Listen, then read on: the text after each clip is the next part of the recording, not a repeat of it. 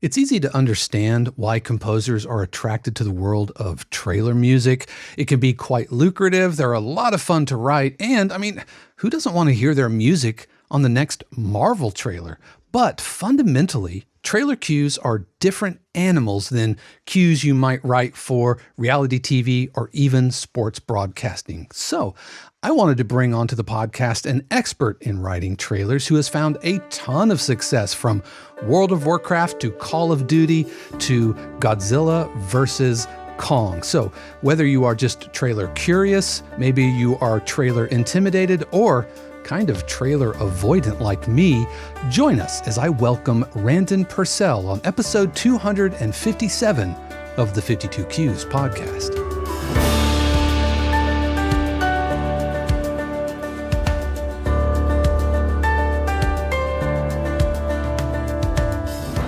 What is happening, everybody, and welcome back to another episode of the 52 Cues podcast, where each week we talk all about the world of production and library music. My name is Dave Croft, and not only am I a composer, I am also a professor of music production, and it is so good to be here with you today. Whether you are watching on YouTube or listening to the audio on the go, just know that I appreciate you. Just like I appreciate our family and friends subscribers who are composers looking to write better music, but also find success in the sync music industry. And 52 Cues is there to help that along with Zoom feedback sessions, live streams, cue breakdowns, workshops, pitching to real music libraries, an amazing community, and a ton more. For more information, or if you'd like to join us, head over to 52cues.com. So let's go ahead and jump into today's episode. Was really thrilled to recently have a chat with Randon Purcell, who has found success in trailer music at the highest level. We're talking major campaigns, games, and films. And he's also the co-founder of Fallout Music Group, which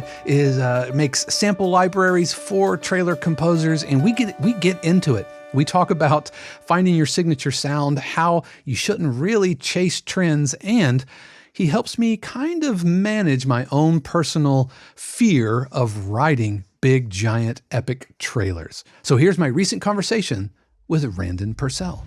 Randon Purcell is one of those composers who I guarantee you've probably heard their work before and just didn't even realize it as music and sound design. They've shown up in campaigns, everything from like Call of Duty to World of Warcraft, Godzilla versus Kong, and so much more on networks like HBO, ABC, NBC, CBS, Discovery. Not only that, in all of his non-constructive downtime, he is also the co-founder of Fallout Music Group, which is one of the go-to toolkits for anybody who's looking to write hybrid cues or trailer music. And if that wasn't enough, he also has courses over in the Master the Score program.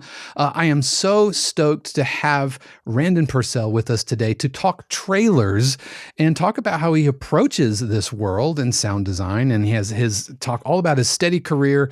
Randon, welcome to the podcast. It is so Thank you very much. So great to be here. Man, and I just want to start on the front end. And anybody who has watched the podcast before and knows me knows that I have kind of a love-hate relationship with trailer music. I can do it, but I feel a little bit like Genie and Aladdin, don't ask me to raise the dead. Don't ask me to write trailers. I don't like doing it, which is why I wanted you on the podcast, because to find somebody who not only is good at it and great at it and arguably at the top of the game with some really super high profile placements, but also just thrives in that place. So, as somebody who's written from Mythbusters to World of Warcraft, which I'm an MMO player, so I have seen, and like your Shadowlands trailer, and I think you did like Burning Legion as well. Yep. And so, yeah, I'm diehard MMO. Why are trailers so appealing to so many folks out there in the production music space? I think there's kind of two parts to that answer. I think it appeals to a lot of people because of the bragging rights associated with it. Big trailer, it's everybody knows what you're talking about. A lot of times in the production music space, when people are asking you what you do for a living, and they're like, "Oh, can I hear your work anywhere?" And you're like, yeah, it's like the background music in like a whole bunch of different shows, but you'll never notice it because people are talking over it the whole Right. time. Whereas, in trailer music, you can have something concrete to point to. So there is that kind of bragging rights associated with it. I think another part of it is, you know, everybody's heard the stories of these giant, massive payouts for trailer music. So the dollar signs appeal to everybody, mostly to those who haven't worked in the space Yeah. very long. Yeah. Yeah. But that's It's very definitely an lucrative. appeal. Yeah, it Yeah, can be very lucrative. I it remember can be. I had a brief come across early in my career for at the time I didn't know what the game was, but it was Assassin's Creed Origins. I don't play that game, so I'm probably butchering the name. They just asked for Egyptian flavored trailer track. I mean, that was literally it, but the payout was like $175,000. And I was on vacation, and Right. I popped up in bed, and I'm like, I told my wife, honey, I'm sorry, I've got to go to work. She's like, oh, it's vacation. I'm like, it's 175 grand. She's like, bye. She's like, yeah, See? you're asked to work. Yeah, exactly. And so I'm going to take a swing, but as I'm sure you know, a lot of people are swinging at these really high ticket Right. pitches. And to be fair, and I don't like to put things down, but the last 5 years in the industry has definitely taken its toll. Those numbers are not astronomical as they used to be. Yep. For sure. So anything like that, I haven't seen anything that high. Why do you think that is? Do you think it's the like the cat's out of the bag, the tools? I think there's a lot of parts to it. One, a little bit of saturation in the marketplace for sure. You get more and more people doing it, and more publishers putting out trailer music and taking lower rates to kind of beat out the competitors, and that just kind of drives the market down. Same as any market, right? Someone comes out with a great car and sells it for $15,000 cheaper than everyone else. Eventually the whole market's going to come down to meet that. Right. So that's part of it. A lot of it too is they're not making as many movies. The budgets aren't there because everyone got wiped out by COVID and the writer's strikes and the actors strikes, and a lot of bad movies being made. So there is kind of this 4-year period there from 2020 to 24 really, where the whole market was just kind of suffering. Yeah. And so I think, the big wigs are not willing to throw huge budgets at things when they're not sure if they're going to even make their bottom line that year. So, I imagine that had a lot to do with it. But yeah, for whatever reason, they're definitely not in those kinds of ranges anymore. Yeah, so we're not seeing like the super high payouts like we were seeing at the height of CDs, Right, yeah. and record companies were flying bands first class and they were trashing hotel rooms, Right, so we're yeah. not seeing that kind of opulence, but there's still some pretty hefty paydays that can happen. Absolutely. Yeah. It's a lucrative business if you're landing them regularly. So, as somebody who has written a lot of really high profile trailers and somebody who has worked with composers who are interested in being in this space, what do you think most composers kind of misunderstand about writing really effective trailers? Well, I think probably size and scope of the music is a big misunderstanding, especially coming from production music into trailer music, because it's completely different. And I made that transition myself over the years. So, and I still do both, but, getting your head around that idea of just being how massive trailer music is in comparison, it's a tough thing for people to get. Things like not caring about whether a real orchestra could play your music or not. If you want 100 violins, you just put 100 violins in there. You don't care. Right. So, it's not like scoring where you're thinking of the poor orchestra that has to play it. You just do whatever sounds good and whatever makes it huge. So getting your head around that, getting your head around the idea of layering like library after library after library to get that sound big and lush. And then I think a lot of it too is the actual production side of it, the actual, mixing and mastering side of the trailer. Is very different because, you're mixing, a lot more tracks, but you've still got that battle of, there's going to be dialogue over parts of it, so you've got to leave room for some of that, but you've also got to know that it's playing in these movie theaters with big speakers, surround sound and all that. You're not mixing for a surround, but you're in a surround sound theater where it needs to sound huge. And so, you play a background music cue in a theater, it's not going to be very impressive. So it's all about learning to be over the top with everything and kind of exaggerate all of your writing. Yeah, and so I can imagine that again, like I said at the beginning, I find trailers are not my thing, and I've just gotten comfortable with that. I used to think you got to write trailers just like you have to write hip hop, and you have to do rock, and you have to do dramedy, and you have to do investigation. And I was just like, you know what? I don't. Nobody actually said that to me, but I thought that's just what a good production music composer did. Right. But I found myself, personally, I find them exhausting to write because of that kind of Sudoku-esque problem solving that needs to happen. You layer on more Brahms, and then now your sub booms are getting swallowed up. So then you mix those. And so you mentioned mixing.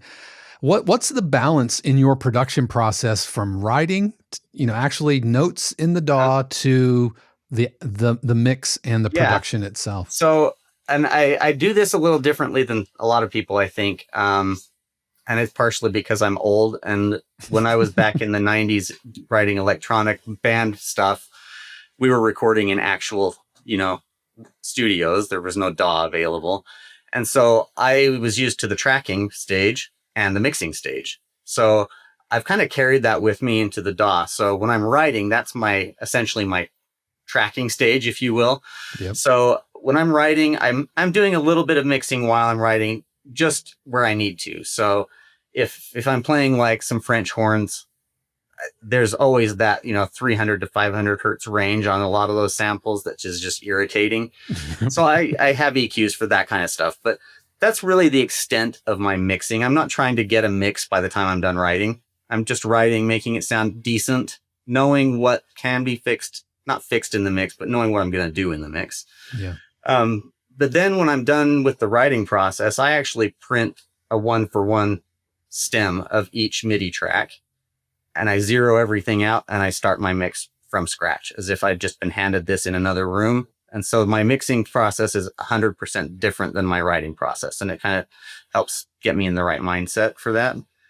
And then I just start my mixing just like we used to record or mix songs, bass, big, low drums, important parts like signature sounds, vocals if I've got them, whatever's doing a melody, and then everything else building around it. And it's, that really essential basic mixing stage of like volume, panning, and EQ. That's like 90% of my mix. Well, I am just now in real time realizing, first of all, we resonate very, very similarly on that. I tend to think of it as like creative brain, analytical brain. They are, in order to stay in the flow state, you try not to cross hemispheres as much as possible. 100%. But you're absolutely right, because, I was born in this early 70s, right? So I've come through analog, days and everything, but you're right.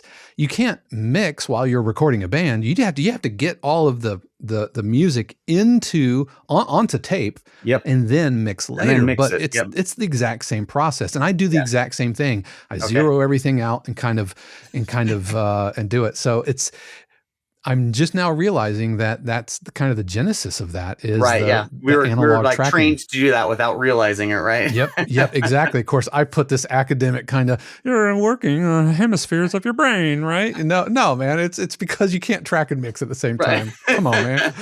Because you were brainwashed into doing it this way. I know. Well, what it really is like Professor Dave trying to kind of systemize it and make a rubric out of it that I can communicate. There you go. 25 years in the classroom. Right. One of the challenges of writing trailers that I find challenging, in addition to the mixing, in addition to, getting a note that says Act 3 needs to be bigger. And you're like, I'm literally out of string libraries. Right. Another challenge is how much the trends change. And it's kind of like a school of fish. You'll have one kind of outlier and then everybody else. Sure. So talk a little bit about that and how how much you can try to push the trends forward, how much you find yourself just, yep, here we go, another Inception Brahm, Right. Yeah. and an ostinato. Thanks, Hans. Yeah. So I mean, talk yeah, about that. right. Yeah, there definitely is that. I mean, yeah, Inception. God, what was that other Chris Nolan movie? It was a cool Was movie it though. was it Tenet, that Tenet. one? Yeah, that's Yep. the one. Yep. That was another trend where everyone was like, we want the sound of Tenet. And you're like, so you want synths and strings, right? Like, Yep. And lots of it was pulses and just mixed differently and it was a little more unique. But yeah, so there are those trends, and generally speaking, these days, not a huge trend chaser. In my early days of trailer writing, I was doing a lot of customs and pitching for customs regularly, and those are almost always chasing a trend. Yeah.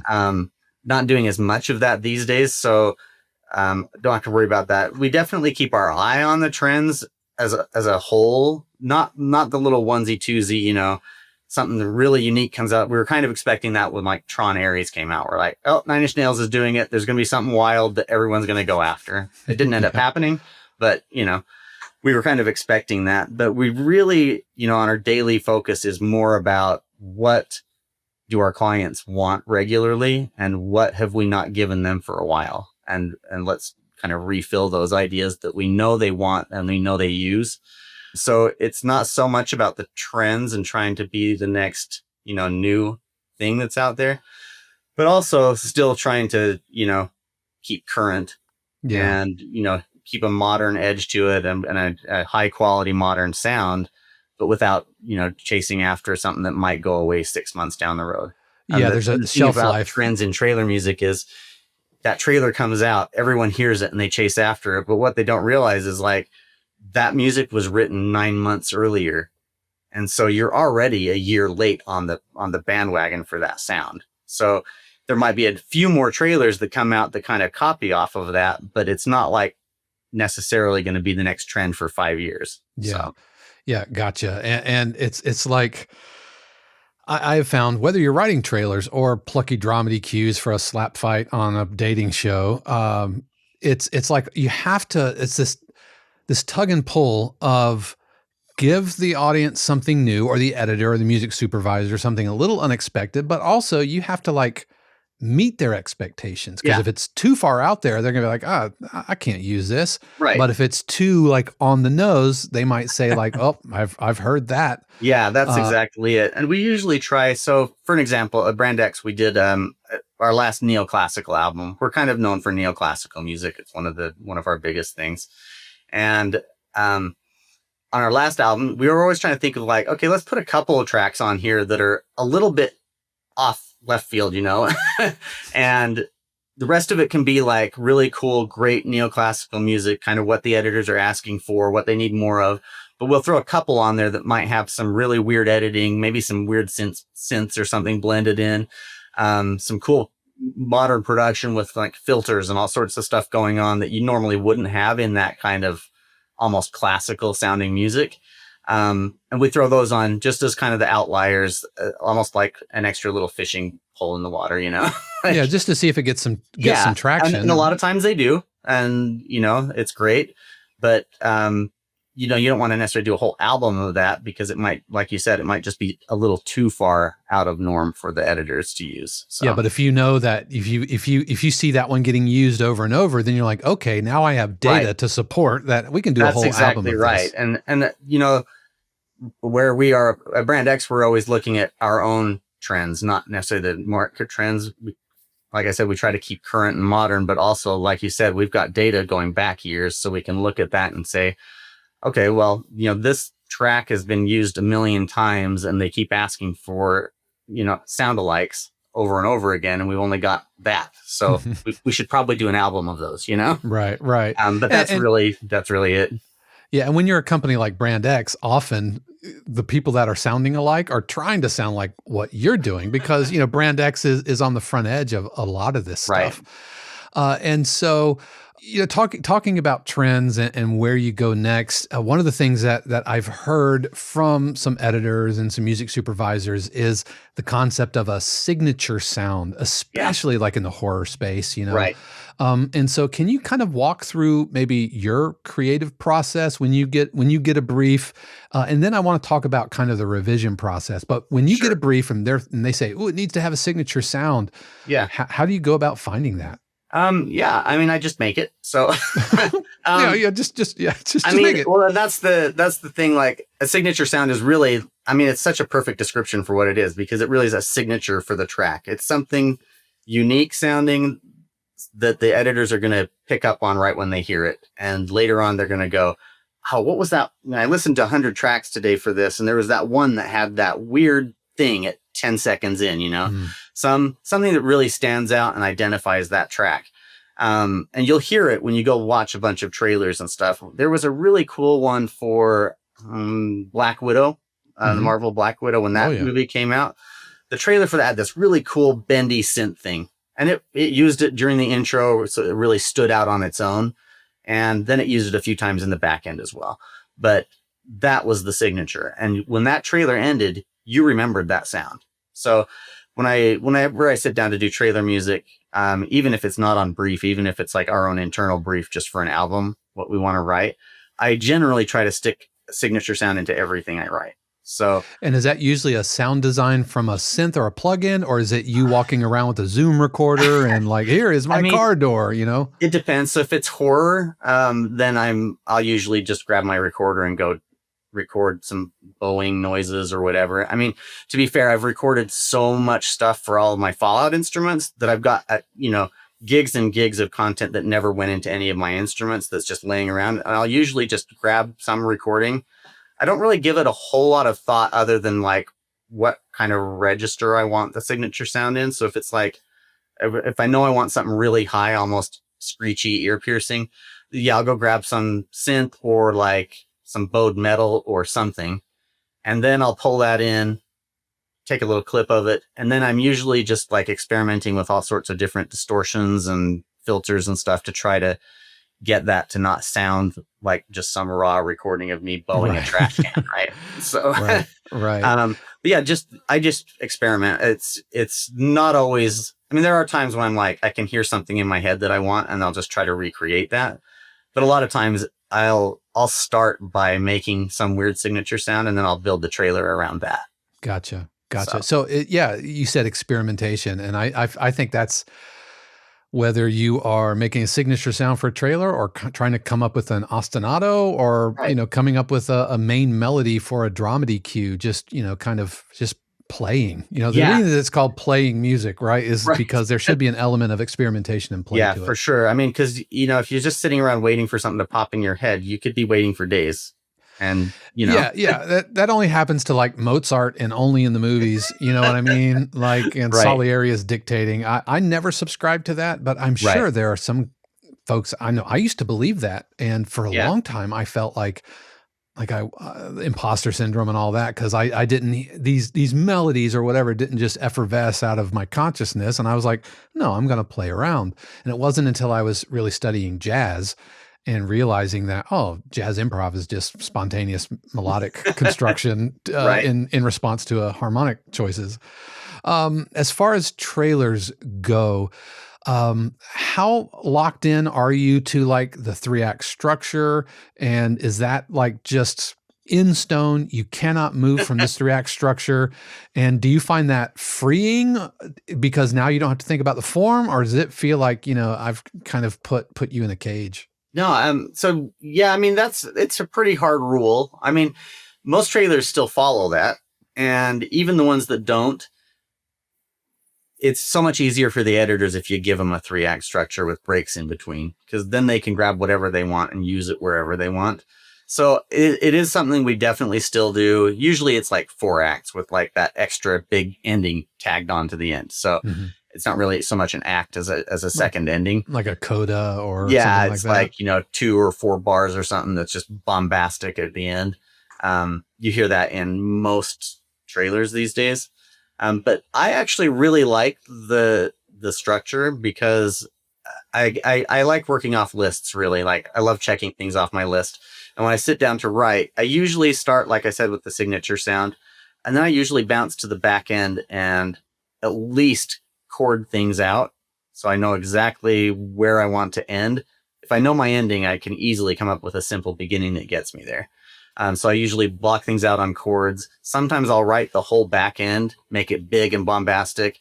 And then it's easy to go back and do acts 1 and 2 building into that, because I don't worry about act 2 getting too big and having nowhere to go.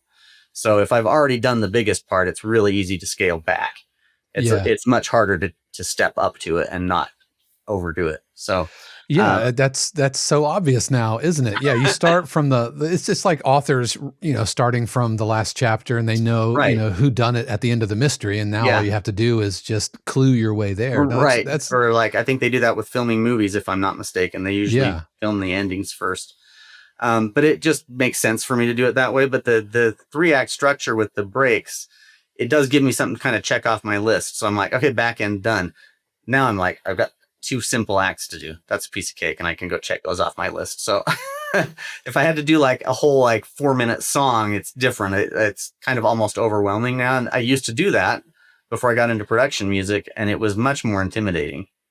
But knowing I've got to just fill these slots, and they're generally like, 30 seconds, 45 seconds, and a minute and a half, roughly.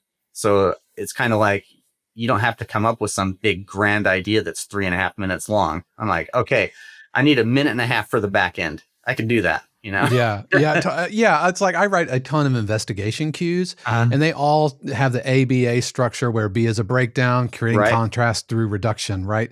And so I, like you, I find it freeing, because that's, as far as choices that we have to make as composers, the what comes next choice looms pretty large. But when you have a form that's kind of predetermined for you, I don't want to say formula, it's just a form, then it leaves you creative bandwidth to focus on other elements and to meet some pretty short deadlines. And that's the next thing I want to talk about is, in this space, when you're writing trailer music that is super dense, there's all kinds of like frequencies that have to be balanced, and there's panning and imaging and all of that.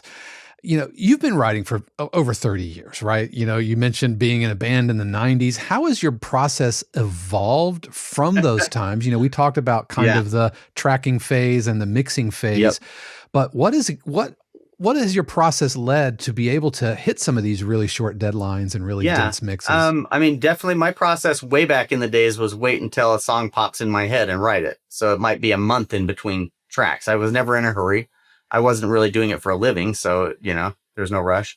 When I got into production music back in like 2013, 14, roughly, was when I even first heard of this whole idea of trailer and background cues and all that. Then it definitely shifted to where I was like, okay, well, these are much simpler. I don't have to have like lyrics and all this stuff. I can crank these out a little faster, and it would still take me, like 3 or 4 days. I mean, obviously I was only doing it for a couple hours a day. I was writing software for a living. Right. Yeah. Your day job, you get in Yeah. the And way. so it was like, I've got kids, I've got a day job. And so it was like my 2 or 3 hours early in the morning were my music time. And I would just write as much as I could during that time and kind of get practice. It's like learning an instrument, really. You practice makes perfect. The more you do it, the faster you get. And I got to where I could crank out like investigative cues and things like that really quickly. Like, oftentimes I would just spend my 2 or 3 hours and have it done.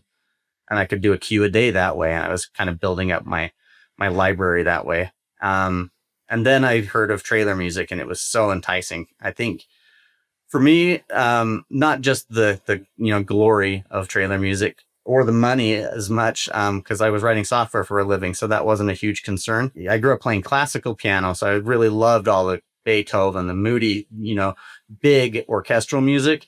And so the trailer music really just appealed to me because I loved that kind of big, lush, epic sound that they had. So I started, dropping all of my writing of production cues and just went after trailer music, which is not what I would suggest to people. I think keeping your foot firmly in 2 places is a great way to go, because royalties are awesome, and you don't earn royalties on trailers. So unless they're used on TV. So these days, we all have a big focus on writing trailer music that is also made to be used in TV promos and used on TV shows and things like that. So the goal is definitely to land trailers, but also make a lot of royalties off of it. And so the super quick turnaround and the you know, in the production music space, you got to make a lot of music. Right. Right. Yeah. And so you don't have the luxury of sitting around waiting for inspiration to strike. No. So, you've talked before about kind of the joy of creation. How do you kind of protect that joy Right. when production music demands often, Really quick. repeatability, sustainability, fast turnaround? Yeah. How do you kind of keep it just from like time to make the donuts and Right. clocking in? Well, so before I joined Brand X, I was doing a lot of customs for different publishers. And I actually am kind of an anomaly in the sense that I do enjoy customs. Just like the challenge of it, the short, usually like 24 to 48 hour deadline, kind of like lights a fire under me and gets me going. And let's define customs for folks who might not Sure. be Yeah. hip to So that custom term. is, say a music supervisor reaches out and says, "Hey, we're working on this trailer for," they never tell you what it's for, but they'll usually say something vague like a planet with blue people, whatever, So you kind of have And an they're really idea, but they tall. didn't say anything, right? But Could be the whatever it is, Smurfs, could be Avatar. yeah, they'll give you a kind of an outline of, we need something that's 2.5 minutes long. Maybe they'll give you a couple of sound alikes, like this is kind of the vein we want to go in. They kind of spell out exactly what they want a lot of times. Okay, gotcha. Sometimes it's So more vague. usually a super quick turnaround with very, very precise instructions. Yeah. And then you just jump in and start creating that. Gotcha. So for me, even when I don't work under those kinds of things, I usually give myself a deadline, because if I don't, I'll just take my time. So even when I'm writing for like our internal albums and stuff, I usually just kind of set like a 2-day turnaround for everything I do. Obviously 2 days is a lot better now that that's my full-time job. So it's like a full 2 days. And that's no problem. Like 2 days for a trailer is not a big deal. 2 days when I was working full-time and doing it for 3 hours a day was really rough. And I was doing a lot of late nights and, going without sleep. And although I still enjoyed it, the writing process, I definitely was getting tired and kind of burned out. And a lot of those times you're chasing those customs, you're one of like 50 people chasing it. So, your odds of landing it are pretty slim. Yeah. So and you only get paid if you get only get paid if you land it. Yep. And you never know. It's not necessarily the best man wins. It's whoever the music supervisor just happened to enjoy the most. Like, that they probably had 50 awesome cues to work with, and they just picked the one that resonated. So it's just kind of a crapshoot.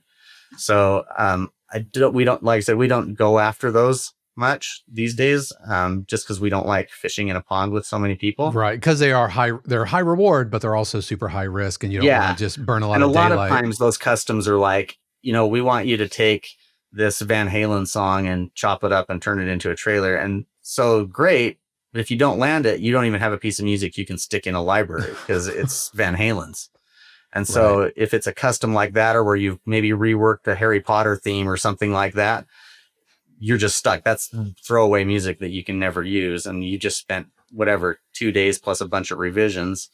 And if you don't land it, well, that's a lot of wasted work, and you've got nothing to earn royalties or anything later on. So you can burn out pretty quick. I've said that, talking about like burnout and that kind of thing, especially when you are either early in your career or you're trying to balance a day job and family and other obligations. You've got to enjoy the process of writing more than having written. Yeah, absolutely. And so you mentioned Brand X a couple of times, and they are near the top of the heap there as far as quality and as far as the kind of gigs that they land. But you being exclusive with Brand X is pretty rare in the production music space. We're a lot of journeymen, or if you want, mercenaries, right? We're just kind of whoever. Mercenaries is a great way to right. Yeah, we are mercs, just putting our sword to whatever client's paying the bill. Right.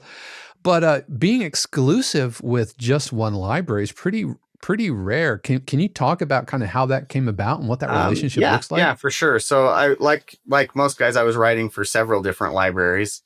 At the time, this was back in 2020. I had just quit my software job, decided to, do music full time, and was kind of just figuring out where to go next. And I had never actually written for Brand X at the time. I think all of us trailer composers had a list of companies that we would approach. And I had Brand X on my list, but like everybody, I have my imposter syndrome still to this day. We all do. And I was always like, no, I'm not quite ready to send them anything yet. I don't want to send them something and be told no, and then have them not want to have me try again later. Right. So I was kind of always waiting. And then, a buddy of mine that's a mixer reached out to me one day and was like, hey, I know you're not doing software anymore. Like, would you be interested in like a paid gig writing music? He didn't tell me for who. I was like, maybe, I'll talk to them, And then, so yeah, I ended up chatting with them. I found out who it was, and I was like, oh, geez. Like, I'm glad I didn't know that. Right. Yeah. Had I known that before, I would have been really scared. But we just hit it off really well. And, that's always important, that personalities, match up well, and music interests and everything matched up well. So yeah, I joined Brand X. So I'm an employee there, and it's been great ever since. So yeah, that's fantastic. That's kind of the dream, I mean, composers would want. It's kind of weird. Like, you wake up and you're like, I don't hate the idea of going to work today for the first time in 30 years, I'm punching in, and I'm making the donuts, but they're like artisanal donuts. Right. They're donuts I enjoy making. Yeah. Yeah, exactly. Well, that's amazing. And congratulations on that gig. Very, very well deserved. And the proof is in the placements, and so you're definitely doing something right. And so congratulations on that. You've had placements all over the spectrum, and whether it's sound design placements and trailers or production music. What advice would you get composers who maybe haven't landed their first placement yet, or they're looking to kind of break into either part of the production music space? Right. Well, I think I would say, kind of like we touched on earlier, like, focusing not just on one thing is important. So, if you've got a knack for trailer music and you can also write production music, I would definitely suggest, trying to get yourself hooked up with both types of libraries, so that you're, kind of feeding the beast, so to speak, on the production music side, where you can crank out a lot more cues in a lot less time and start earning some royalties on that. And then also feed the trailer music publishers. If you haven't gotten, if you've been doing it for a long time and you're not getting any placements, it's not rare. I mean, to be fair, like, you got hundreds of guys out there writing for these albums with, dozens of publishers. So there's a lot of albums being put out there. These music supervisors are constantly overwhelmed by albums. And a lot of times things get lost in the shuffle. Yeah, it's definitely a buyer's market right now. Yeah. And so, to write for a publisher and not get a placement after 3 or 4 years is not necessarily like unheard of. Mm-hmm. So it can be disheartening, which is another reason why I always suggest to people do production music and trailer music, because production music tends to have a much faster turnaround and usage. So it's kind of like, not just for the money side of it with the royalties, but just for the motivational side of, my music's being used. Like, it's not just sitting on a shelf somewhere. It's actually background music in this ABC show or whatever. Sometimes that's what you need, is just those little wins to keep you going. Yeah. Even if it's a little small placement, on a dating show, it's like there are so many different ways to get motivated. There's the internal motivation. There's a financial motivation. There's the external validation that somebody thought my cue was good enough to put on TV. Yeah, that's exactly it. So a lot of different ways. Yeah. So I just kind of, I think it's almost like, financial advisors would tell you, is diversify your portfolio, right?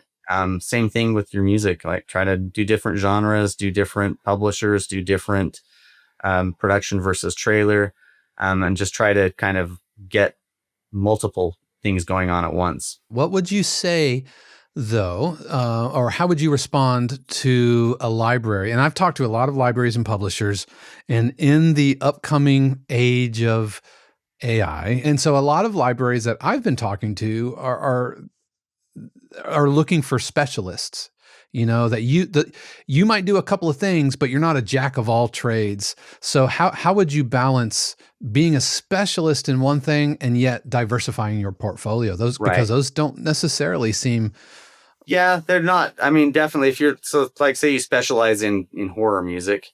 Well, if that's what I wanted to do, 90% of my time was horror music, I would definitely do my research and find out who were the top publishers landing trailers for horror music, and I would focus my time trying to get with them.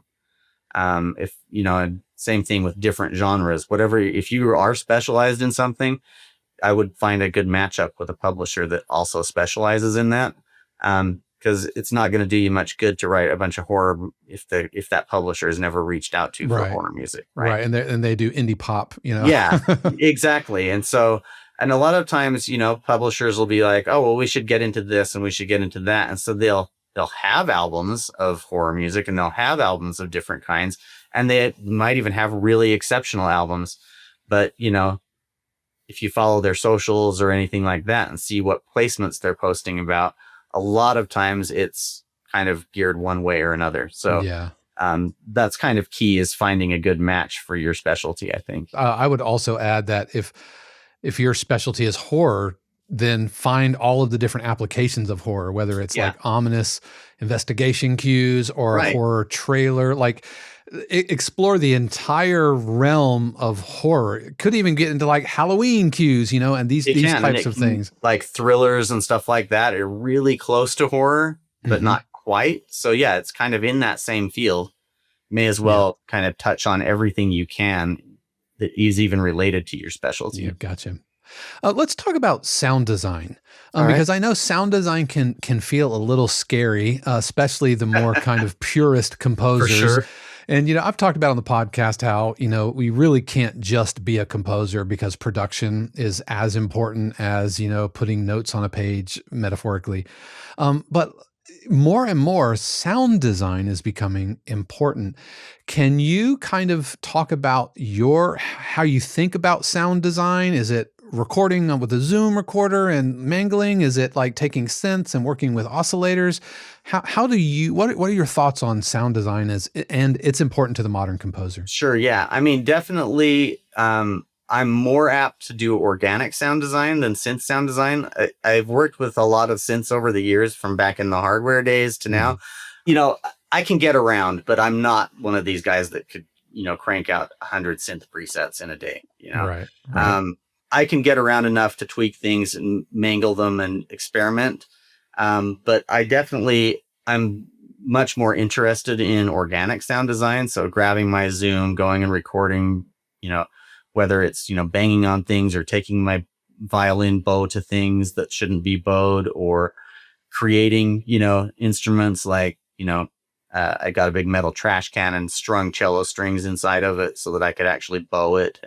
Just anything that I can think of that might make a sound. Going and recording old antiques. And my wife and I have gone to like old metal shops and things like that, and just bought random objects that I think, hey, when they're rubbed together, they sound cool. Or I bet I could bow this, or I bet I could scrape this, whatever it is. I just have a lot of stuff. I've got over here on the other side of my studio, it's just all sorts of weird fish that I've collected from various places. Yeah, it probably looks like a junkyard, but that's okay. It Guys. absolutely does. But when I need something, like I said earlier, I've got a ton of stuff that I've recorded that's on my hard drive that I can just pluck from. But a lot of times I don't feel like digging through it, and I'll just kind of look over here and, hey, that made a cool noise. I remember that, and I'll just bring it up here on the table, mic it really quick, record it, and then start experimenting with different effects, plugins, and distortions. Yeah, until it's like I hear something. Yeah, I've released a sample pack of bowed China cymbal, and even though I have that pack, and it's just easier sometimes to just turn around and bow. It's just easier. Yeah, absolutely. And to that point, one of the things that you have pushed into is actually creating sounds for maybe folks who aren't bent towards sound design, whether they are instruments or even sound packs. And can we talk about that, about Yeah. Fallout Music Group, kind of the inception of that? Because it's really become a go-to for hybrid composers with a lot of kind of evergreen type sounds, Right. that kind of aren't dialed into just one certain trend or not. But can you talk about kind of creating your own sample and sound Yeah, library? for sure. Yeah. So Fallout came to be just um, out of frustration more than anything. Like I wanted Brams that didn't have a bunch of reverb baked into them, and I Hmm. wanted risers that I could change and mix up and not just drop the same one in all the time. And so I started thinking about that and learning how to write contact scripting and everything so that I could record my own stuff, bring it into the sampler, and mix a couple of things together. And that's kind of where the idea came from. And I still try to stay true to that with everything I do. Pretty much every instrument I make is all about having things really dry. I don't like to bake reverb into the recordings and stuff because I was always very frustrated trying to get those into my mix Hmm. from other instruments. I'm like, this is such a cool sound, but because they baked that delay into it or this huge reverb, it doesn't fit what I need. So I've always taken that approach of recording everything as bone dry as possible, and which makes a lot of the samples sound really kind of crappy right up front. Yeah, When just you're like out of the box, they sound terrible. yeah, if But you're just listening to it on its own, but then when you start putting it into like the Pulse engine or something like that and hearing it, you're like, oh, and now I can mix between these two layers of sounds and make my own unique sound out of this instrument. That was kind of the goal, is to make it so people could make their own sounds without having to start from scratch recording all this stuff. So yeah, and kind of targeting everything. So if it's for horror, that instrument is for horror. If it's for hybrid, it's for hybrid. No kind of catch-all. This does everything. You know how it is. Usually, if something says it does everything okay. right. But Yeah. It's like my little, and I've just walked into the very shallow end of this pool here, but yeah, it's bowed China cymbal samples, and that's all it is. It doesn't right, try to be everything to all people because, yeah, I agree. Usually it ends up just being meh and right, collects dust in the corner of my hard yeah. drive. Or it's so specific you don't want to use it because it's in 30 other trailers. Right. And so it's like, yeah. So my latest release was called Titan, and it has a sound, a signature sound designer, because that's always the bane of everyone's existence is signature sounds. So I recorded, 150 plus weird sounds, low end, high end, whatever, put them through all sorts of effects, but still dry. And then made the 2-layer engine so you could, select two different sounds, morph them together, stretch them, whatever, and kind of still create your own thing that is not what someone else created. Gotcha. So I use that quite a bit myself now. If I'm in a hurry, especially because I can load up one of those things, hit a randomize button, get something pretty close, and then do further processing on it outside of Contact and run with it. So That's um, fantastic, man. yeah, so that Have you ever been watching TV or watching a trailer or something, and you're like, I I'm think I pretty sure. recognize that, man. Yeah, I I think definitely have. I've definitely heard a lot of the Fallout sounds in a lot of trailers and movies. I that's definitely have a fantastic. couple of customers that do movie scores, and I've definitely been at the theater and I'm like, oh, that totally came out of my instrument, Oh 100%. man, that's got to feel cool, It's man. it's awesome, yeah. I mean, I'm always like, it's too bad I don't get any money for that, but it's really cool to hear it in there.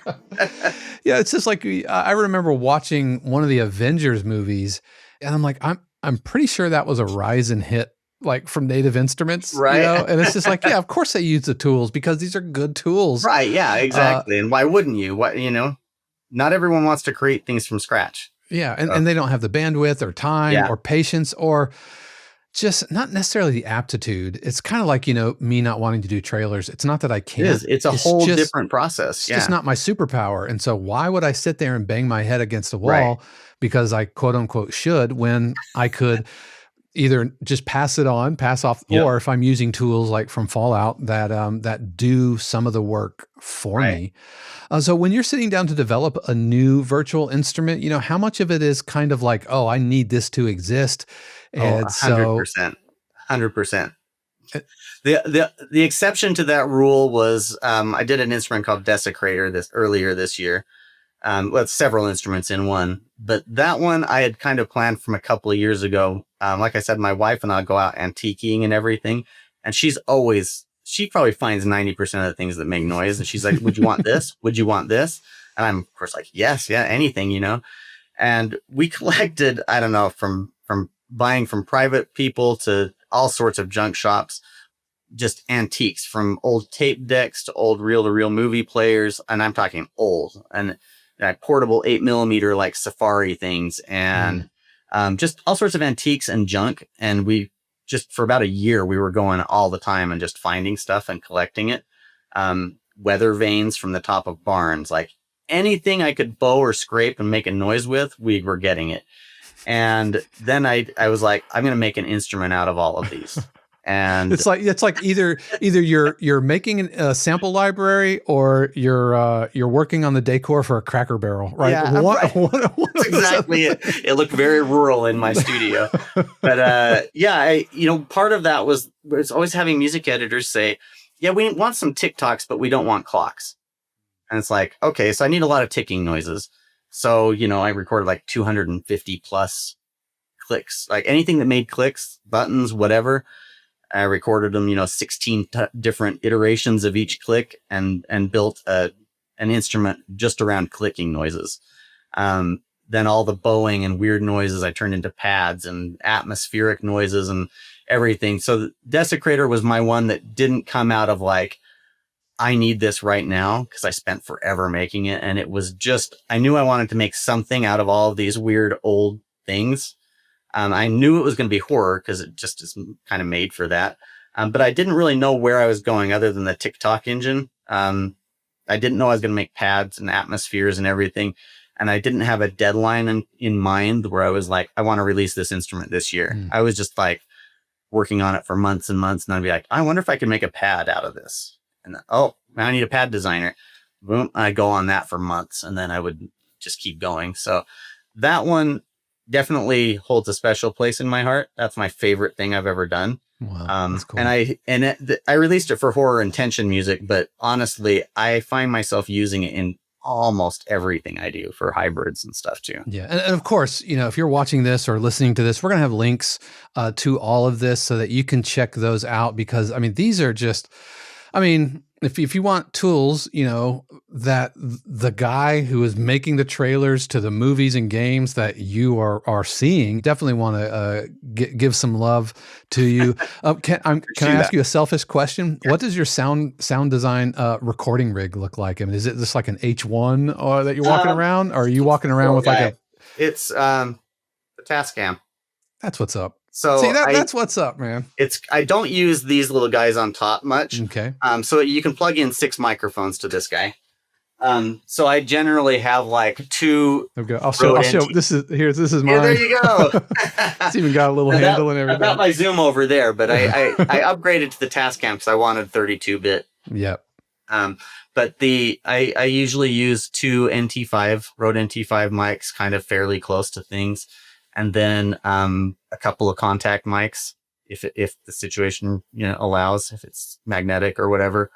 And then if it's something like a big drum or something noisy, I'll have like a pencil mic down by it that can get that transient without any problem.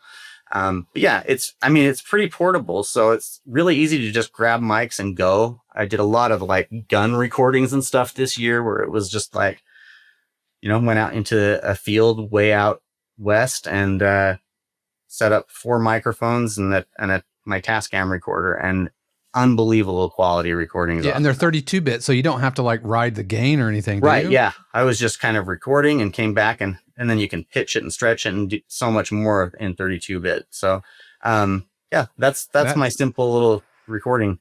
That is awesome. And I would be remiss if I didn't invite you to talk a little bit about your Master the Score course, because we're connected. We have a lot of mutual friends and acquaintances and LinkedIn and all that stuff. But specifically, one of the family members at 52 Qs took your course and absolutely raved about it. Can you talk a little bit about that and Sure. how if folks are looking to push into this type of hybrid orchestration and trailer work, and what you're doing over there and Master the Score? Okay, sure. So it's kind of funny that I have a course because I never planned on it, and it's not me. It's not something I would normally think of. Like, oh, I'm good at this, I'm going to teach people how to do it. Like, that is so not me at all. But I was asked to do it, and then I was like, oh, okay, I guess since I was asked, I can feel all right about it. Yeah, you have but validated. It's definitely, it was really hard for me to do because I'm always happy to give people advice if they want to contact me, whatever, give feedback on stuff. I love doing that, but I'm never the type to be like, to put myself out there as a specialist or something. That's just not in my nature. But they asked me to do it, so I said, okay.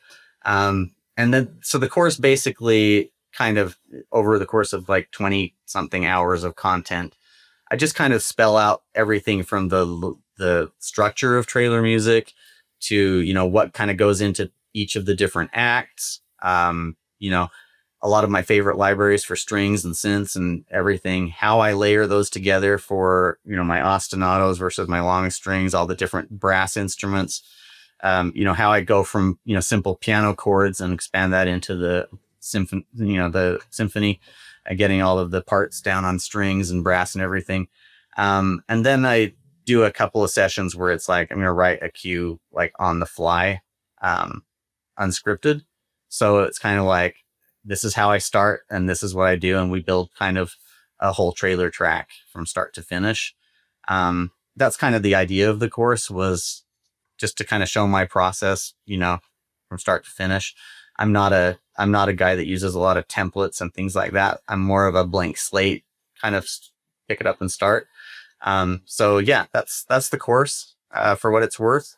Like I said, there's a million ways to do everything, and that's just kind of my way that works. So yeah, well, I hate to break it to you, Randon, you are an expert in the field. I appreciate that. And because, like I said, the proof is in the placements. And I just appreciate you for hanging out with me today. Absolutely. And all of the gold wisdom that you were dropping here, especially from somebody, I don't know, maybe you might have inspired me to try this again. And then I'll probably get about halfway through and be like, oh, I remember why I hate this. But like I said, this is way too much work. Yeah. Oh my, it's like I tried to do like audiobooks and stuff because, I've done radio and all of that, but nope. I learned halfway through the project of editing an 8-hour audiobook. I'm like, I don't want any part of this. I think that's the same for a lot of people. Like, I'm going to make contact instruments.